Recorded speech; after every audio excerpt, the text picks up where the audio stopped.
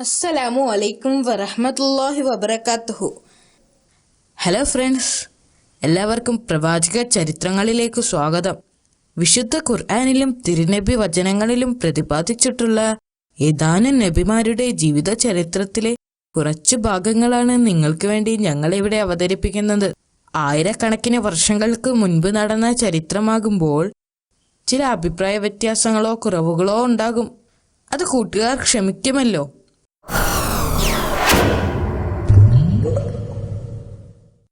അയ്യൂബ് നബി അലൈഹിസ്സലാം അദ്ദേഹത്തിന്റെ പിതാവിന്റെ വിശ്വാസത്തെ പിന്തുടരുകയും അള്ളാഹുവിൽ ഉറച്ചു വിശ്വസിക്കുകയും ചെയ്തിരുന്നു.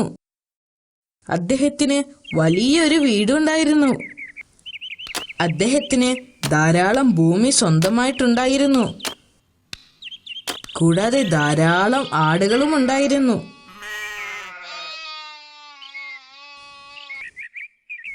അദ്ദേഹം ദരിദ്രരെ സ്നേഹിക്കുകയും അവർക്ക് ഭക്ഷണവും വസ്ത്രവും നൽകുകയും ചെയ്തിരുന്നു.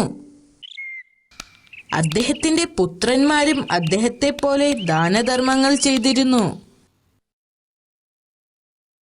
ഈ അനുഗ്രഹങ്ങൾക്കെല്ലാം പ്രവാചകൻ അള്ളാഹുവിന് നന്ദി പറഞ്ഞു. ആളുകൾക്ക് പ്രവാചകനോടുള്ള സ്നേഹം കണ്ടപ്പോൾ ശൈത്താന് പ്രവാചകനോട് അസൂയ തോന്നി. ഇത് അവസാനിപ്പിക്കാൻ ശൈത്താൻ തീരുമാനിച്ചു. ഒരു ദിവസം ശൈത്താൻ അള്ളാഹുവിനെ സമീപിച്ചു. അയ്യൂബ് നബിയെക്കുറിച്ച് പിശാച് അള്ളാഹുവിനോട് പരാതി പറഞ്ഞു.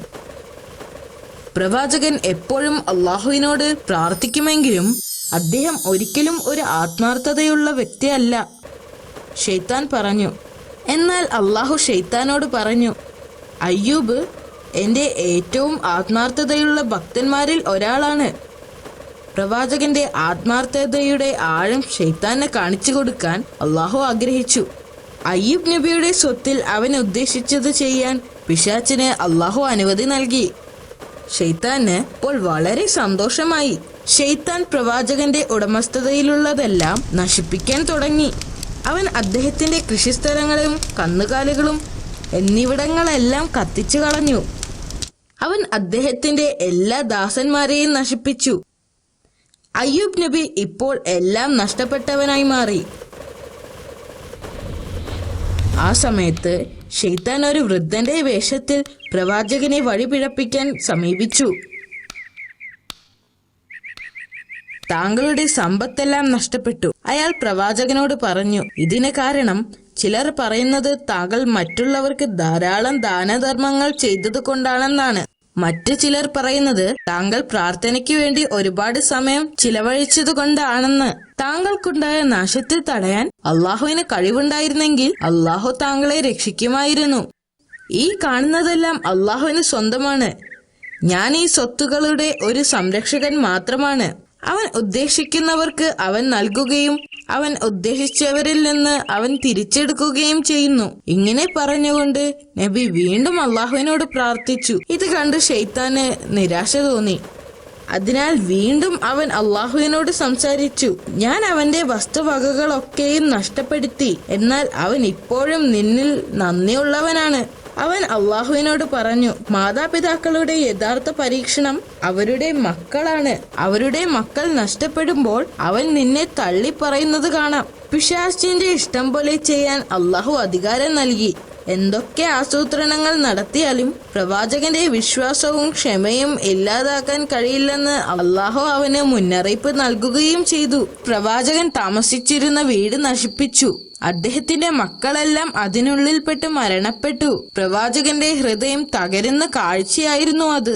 ശൈത്താന് വളരെയധികം സന്തോഷമായി. അവൻ വീണ്ടും ആ പഴയ വൃദ്ധന്റെ രൂപത്തിൽ പ്രവാചകന്റെ അടുത്തേക്ക് വന്നു.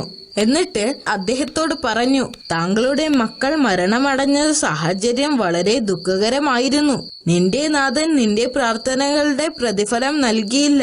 പക്ഷെ പ്രവാചകൻ പറഞ്ഞു, അള്ളാഹു ചിലപ്പോൾ നൽകും, ചിലപ്പോൾ അവൻ തിരിച്ചെടുക്കും. അവൻ ചിലപ്പോൾ സന്തുഷ്ടനാണ്, ചിലപ്പോൾ നമ്മൾ ചെയ്യുന്നതിൽ അവൻ തൃപ്തനല്ല.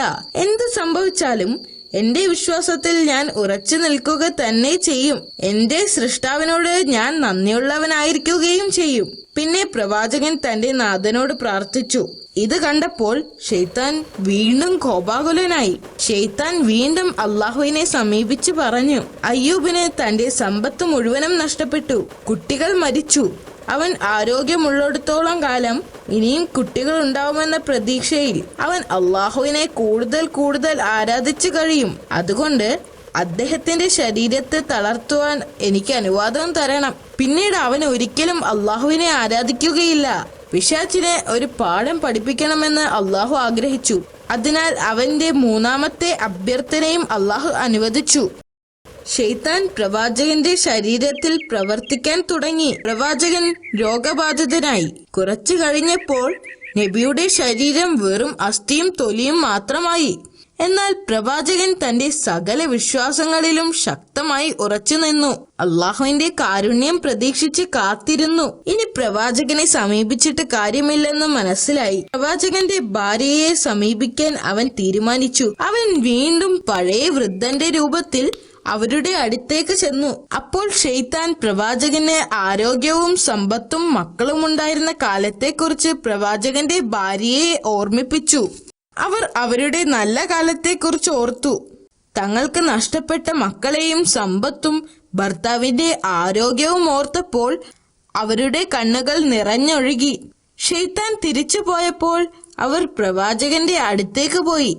എന്നിട്ട് അദ്ദേഹത്തോട് കരഞ്ഞുകൊണ്ട് പറഞ്ഞു, എത്ര നാൾ അങ്ങ് നാഥനിൽ നിന്നുള്ള ഈ പീഡനം സഹിക്കും? താങ്കൾ എന്തുകൊണ്ടാണ് നമ്മുടെ കഷ്ടപ്പാടുകൾ മാറ്റാൻ അള്ളാഹുവിനോട് ആവശ്യപ്പെടാത്തത്? പ്രവാചകൻ മൃദുവായ ശബ്ദത്തിൽ മറുപടി പറഞ്ഞു, ശൈത്താൻ നിന്നിൽ മന്ത്രിച്ചു, നിന്നെ നിരാശപ്പെടുത്തിയിരിക്കുന്നു. പറയൂ, എത്ര കാലം ഞാൻ നല്ല ആരോഗ്യവും സമ്പത്തും ആസ്വദിച്ചു? അദ്ദേഹം അവളോട് ചോദിച്ചു. 70 വർഷം, അവർ മറുപടി പറഞ്ഞു. എത്ര കാലമായി ഞാൻ ഇതുപോലെ കഷ്ടപ്പെടാൻ തുടങ്ങിയിട്ട്? അദ്ദേഹം വീണ്ടും ചോദിച്ചു. 7 വർഷങ്ങൾ, അവർ മറുപടി പറഞ്ഞു. അപ്പോൾ അദ്ദേഹം അവളോട് പറഞ്ഞു, ഈ കാര്യത്തിൽ എന്റെ കഷ്ടപ്പാടുകൾ നീക്കാൻ അള്ളാഹുവിനോട് പ്രാർത്ഥിക്കാൻ ഞാൻ ലജ്ജിക്കുന്നു. കാരണം നല്ല ആരോഗ്യത്തോടും ജീവിച്ചിരുന്ന വർഷത്തേക്കാൾ കൂടുതൽ വർഷം ഞാൻ കഷ്ടപ്പെട്ടിട്ടില്ല. അവർ വീണ്ടും വീണ്ടും പ്രവാചകനോട് യാചിച്ചു. അപ്പോൾ അദ്ദേഹം അവളോട് പറഞ്ഞു, നിങ്ങളുടെ വിശ്വാസം ദുർബലപ്പെട്ടിരിക്കുന്നു. നമ്മുടെ നാഥനോടുള്ള വിശ്വാസത്തിൽ നിങ്ങൾ അസംതൃപ്തയാണ്. എപ്പോഴെങ്കിലും എനിക്കെന്റെ ആരോഗ്യം തിരിച്ചു കിട്ടുകയാണെങ്കിൽ ഞാൻ നിന്നെ 100 ചാട്ടവാറടി അടിക്കും എന്ന് അദ്ദേഹം പ്രതിജ്ഞ ചെയ്തു. അദ്ദേഹം അവളോട് വീട് വിട്ടു പോവാനും മേലിൽ തിരിച്ചു വരരുത് എന്നും ആജ്ഞാപിച്ചു. ഇത് കേട്ട് അവർ അമ്പരന്നു. അവർ വളരെയധികം വിഷമത്തോടുകൂടി വീട് വിട്ടുപോയി. അവർക്ക് അദ്ദേഹത്തോട് വളരെയധികം ഇഷ്ടമായിരുന്നു. തന്റെ ഭാര്യയോട് അങ്ങനെ പറയേണ്ടി വന്നതിൽ അദ്ദേഹത്തിന് വിഷമം തോന്നി. അവർ തെറ്റായൊന്നും ഉദ്ദേശിച്ചില്ലെന്ന് അദ്ദേഹത്തിന് അറിയാമായിരുന്നു. ഈ നിസ്സഹായാവസ്ഥയിൽ അദ്ദേഹം അള്ളാഹുവിനോട് പ്രാർത്ഥിച്ചു. അത് പരാതിപ്പെടുന്നതിനായിരുന്നില്ല, അള്ളാഹുവിന്റെ കാരുണ്യത്തിന് വേണ്ടിയായിരുന്നു. എന്റെ നാഥ, ഞാൻ അവശനായിരിക്കുന്നു. നീയാണ് ഏറ്റവും വലിയ കരുണാമയൻ. പ്രവാചകന്റെ പ്രാർത്ഥന സ്വീകരിച്ച് അള്ളാഹു അദ്ദേഹത്തോട് കരുണ കാട്ടുകയും ചെയ്തു. അള്ളാഹു പ്രവാചകനോട് തന്റെ കാൽ ഭൂമിയിൽ അമർത്താൻ ആവശ്യപ്പെട്ടു. പ്രവാചകൻ ആ കൽപ്പന അനുസരിച്ചു. പെട്ടെന്ന് തന്നെ നിലത്തു നിന്നും ഒരു ഉറവ വന്നു. അള്ളാഹു കൽപ്പിച്ചതുപോലെ അദ്ദേഹം ആ വെള്ളത്തിൽ കുളിച്ചു. പെട്ടെന്ന് അദ്ദേഹത്തിന് സുഖം പ്രാപിച്ചു. അദ്ദേഹത്തിന് വിശ്വസിക്കാൻ കഴിഞ്ഞില്ല. അതേസമയം തന്റെ വിശ്വസ്ത ഭാര്യയ്ക്ക് ഭർത്താവിനെ പിരിഞ്ഞ് അധിക ദൂരം പോകാൻ കഴിയില്ലായിരുന്നു. അവർ അദ്ദേഹത്തെ ഓർത്ത് കുറേ വിഷമിച്ചു. അതുകൊണ്ട് തന്നെ അദ്ദേഹത്തെ പരിചരിക്കാൻ അവർ ആഗ്രഹിച്ചു. അവർ വീട്ടിലേക്ക് മടങ്ങി വന്നു. വീടിനകത്ത് കടന്നപ്പോൾ പെട്ടെന്നുള്ള മാറ്റം കണ്ട് അവർ അതിശയിച്ചു. പ്രവാചകൻ വീണ്ടും ആരോഗ്യവാനായിരിക്കുന്നു. അദ്ദേഹത്തിന്റെ എല്ലാ അസുഖങ്ങളും ഇല്ലാതായിരുന്നു.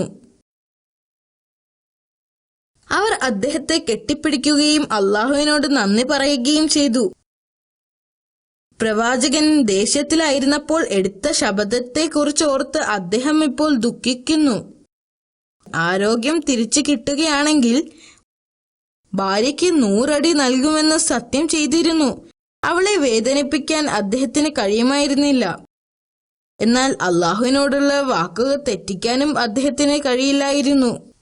അള്ളാഹു തന്റെ വിശ്വസ്ത ദാസന്റെ ധർമ്മസങ്കടം പരിഹരിക്കാൻ വീണ്ടും സഹായത്തിനെത്തി.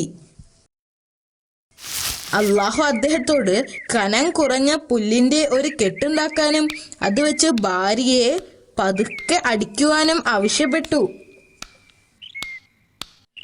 തന്റെ ഭാര്യയ്ക്ക് വേദനിക്കാതെ തന്നെ തന്റെ വാക്ക് പാലിക്കാൻ കഴിഞ്ഞതിൽ അദ്ദേഹം വളരെയധികം സന്തോഷിച്ചു.